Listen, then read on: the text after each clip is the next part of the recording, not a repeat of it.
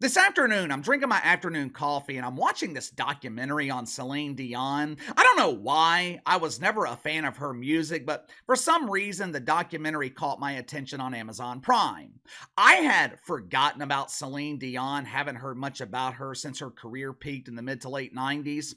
But for decades, Celine Dion entertained people. She brought people joy with her voice. Now, I don't know much about her politically. I know she launched a gender neutral clothing line. I think it was for kids back in 2018. But besides that questionable decision, Celine Dion seems like a great woman, extremely talented. Besides Whitney Houston, maybe Mariah Carey, you can make the case that Celine Dion had the best voice of her generation. She was an inspiration for women around the world. She created hundreds, maybe even thousands of jobs. Celine Dion entertained millions of people. She's done a lot of good. Through no fault of her own, Celine Dion lost her voice. She was diagnosed with a rare disease called stiff person syndrome. The disease is so rare, I guess doctors haven't come up with a technical name for it yet. But I'm watching this once powerful singer who could hit notes with minimal effort. She is struggling to sing the simplest verse. It was heartbreaking watching Celine Dion be a literal shell of her former self. Through no fault of her own, Celine Dion lost the opportunity to perform. The opportunity, it was taken from her by this rare disease. It's similar to how another disease is actively trying to take away opportunities from other women. Oddly enough, she decided to start taking away these opportunities after she had already retired. That way, Megan Rapinoe would not be personally affected by it. If you haven't already, make sure to like and subscribe. You can follow me on Twitter at KC_BTL84. Now, those of you that have been following on the channel for a while, you guys know exactly how I feel about Megan Rapinoe, the same Megan Rapinoe who shares a barber with prepubescent boys. The Megster is like a plague. She's like that zit that refuses to go away. Yesterday was the final day of woke Christmas. Now, normally, 90 to 95% of the country declines to participate in woke Christmas celebrations every year. The other 5 to 10%, they are proud members of the LGBT community. Well, KC, you forgot about the Q. Yeah. Don't want to forget about those questioning Quentins who are struggling to choose their gender.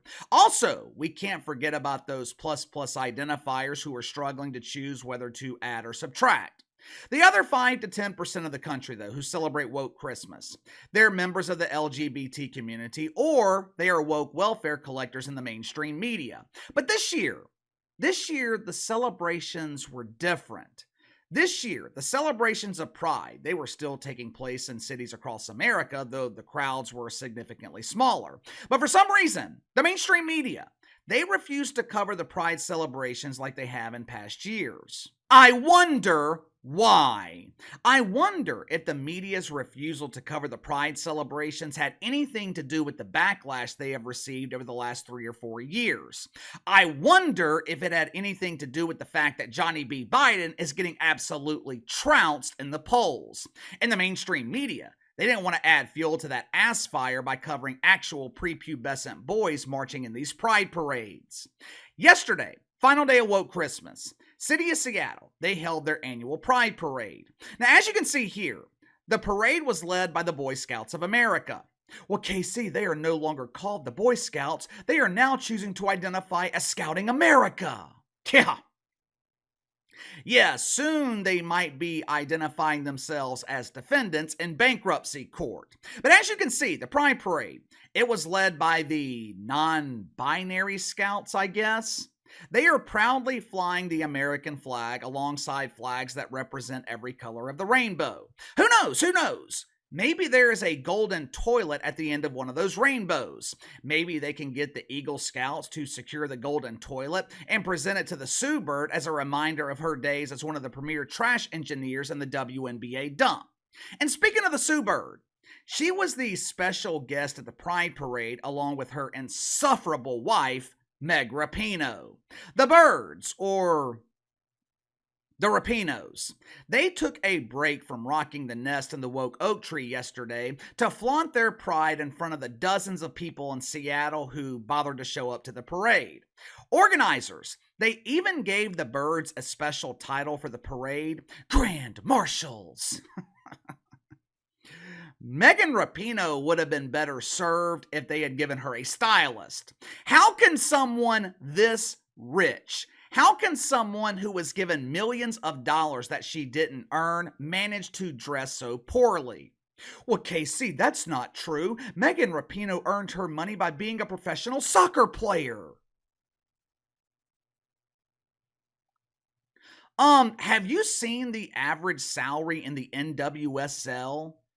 Those poor women are barely making minimum wage. The sous chef at Club Shay Shay, whose only responsibility is grilling the woke wiener, he is making more money than the professional soccer players in the Not Women's Soccer League. And I call it the Not Women's Soccer League because that's what Megan Rapinoe wants it to be. The Megster, she doesn't want the league to be exclusive to women. Now that she is retired, Meg, she wants the NWSL to belong to Bearded Bob and Chad Thundercock. But as the birds were riding through the streets of Seattle yesterday, proudly flaunting their pride, they were approached by an outsider. They were approached by a normal journalist working for the Post Millennial. The young woman's name is Katie Davis-Court.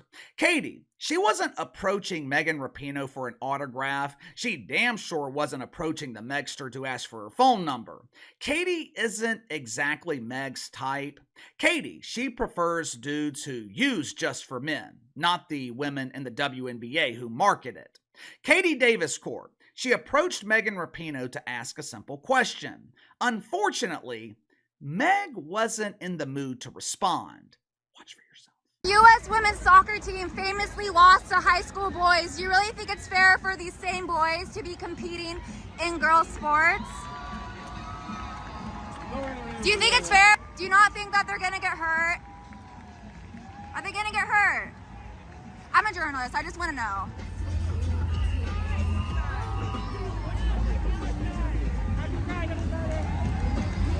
Megan!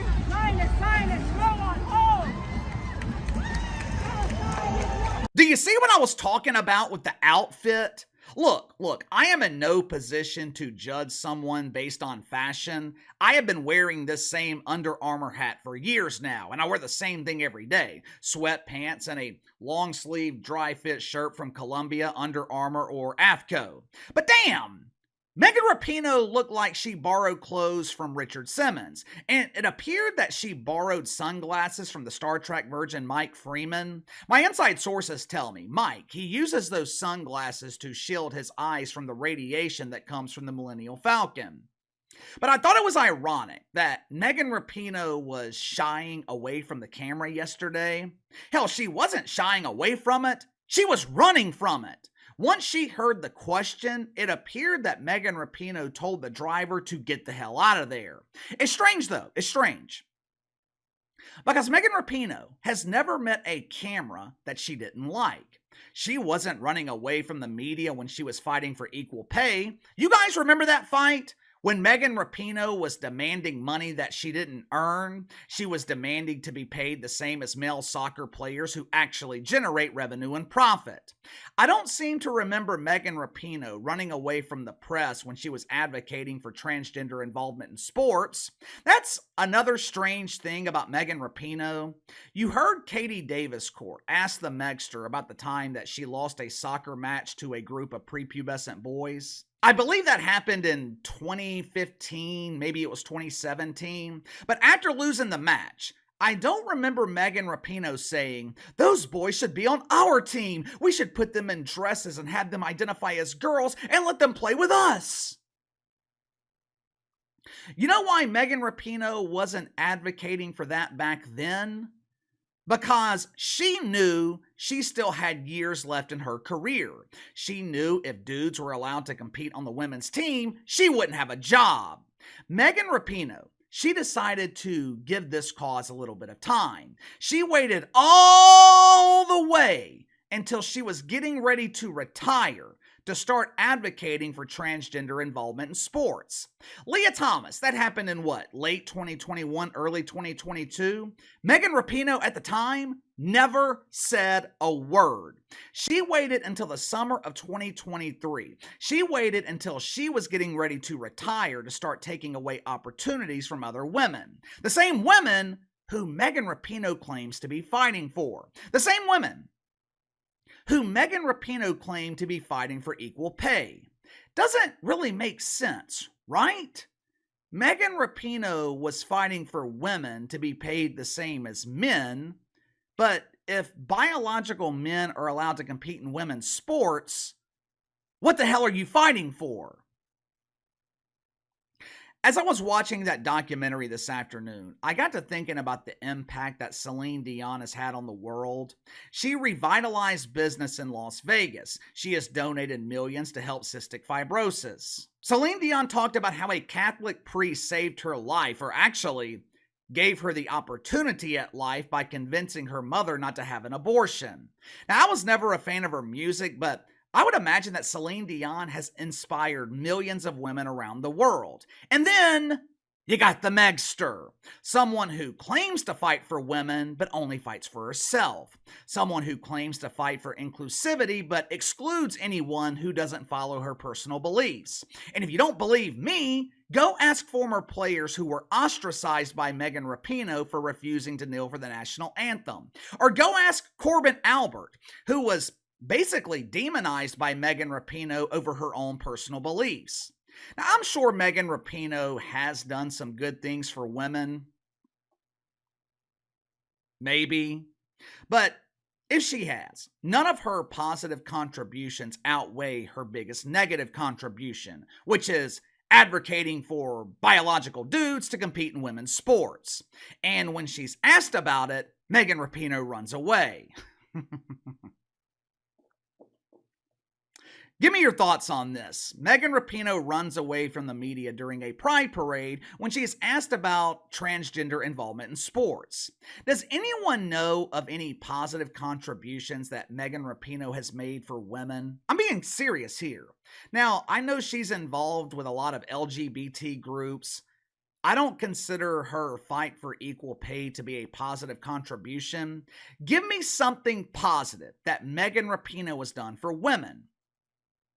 Sound off in the comments below.